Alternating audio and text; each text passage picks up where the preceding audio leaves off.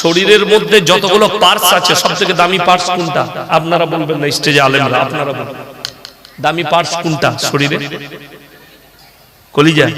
ঘোড়ার ডিম জানো, ওই জন্য তোমার দিনাজপুরে ঘর আর আমার বর্ধমান। ওই জন্য আলেমদের পাশে বসতে হবে, কোন মূর্খর পাশে নয়।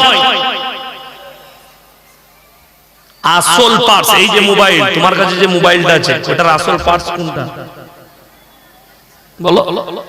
আমরা তো মৌলবীরা লুঙ্গি পরনেওয়ালা মাদ্রাসা ছাপ আমাদেরকে বলে, কারা? কিছু জানোয়ার বেরিয়েছে, শিক্ষিত জানোয়ার, তারা আমাদেরকে মাদ্রাসা ছাপ বলে।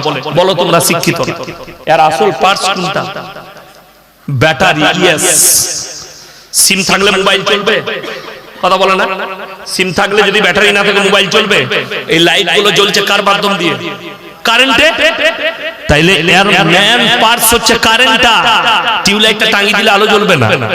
এই মোবাইলের মেন পার্টস হচ্ছে ব্যাটারি। মানুষের মেন পার্টস হচ্ছে রূহ, যেটাকে আমরা জান বলি। আর আল্লাহর কসম কোরআনে আছে, গোটা পৃথিবীর যত জানদার আছে সকলের রূহ আল্লাহর কবজায় আছে। জোরে বলুন সুবহানাল্লাহ। কার কবজায় বললাম? আল্লাহ।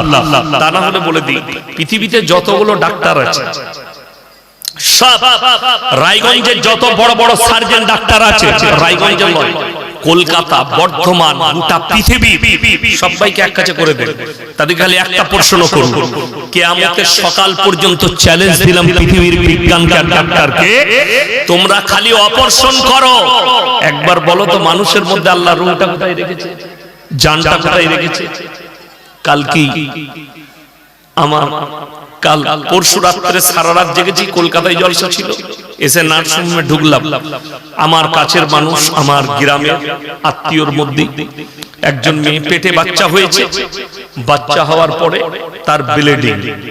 নার্সিংহোমের মালিক আমার বন্ধু নাসির ভাই বলল, আপনার গ্রামের অমুকজন ভর্তি আছে। আমি এলাম, কালকে সেই মাটা মারা গেছে।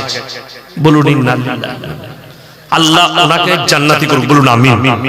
হয়তো তার পরিবার ভাববে, কালকে আমি বুঝালাম, অনেকজন এসেছিল, অনেক রকম কথা বলছিল, ডাক্তারের গাফলতি আর গাফলতি। আমি বললাম ডাক্তার বাহানা, ওষুধ বাহানা, সিজার বাহানা, বাচ্চাটা বাহানা, আসলেই তার ওই জায়গাতে মৃত্যু আমার আল্লাহ লিখে রেখেছে। এইটা বিশ্বাস করার নাম হচ্ছে ঈমান। এইটা হচ্ছে মুসলমানদের ঈমান। কেন? রূহ ডাক্তারের কবজায় নেই, মানুষের হাতে নেই, মৃত্যু আল্লাহর হাতে। আমি কয়েকজন বসেছিল, থানার একজন বাবু বসেছিলেন, অফিসার।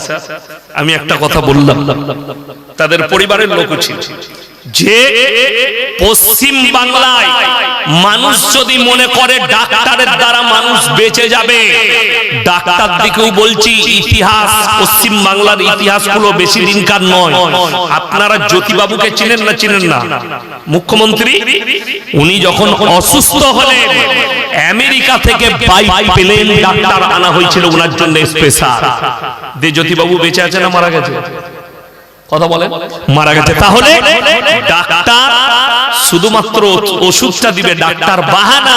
ওই জন্য দোয়া করলে, কেউ অসুস্থ থাকুক, বাচ্চা হোক, যেখানেই যাক, আল্লাহর কাছে দোয়া করবে তার পরিবার, আল্লাহ যে ওষুধের দ্বারা ভালো হবে আমার স্ত্রীকে সেই ওষুধের কাছে পৌঁছে দাও।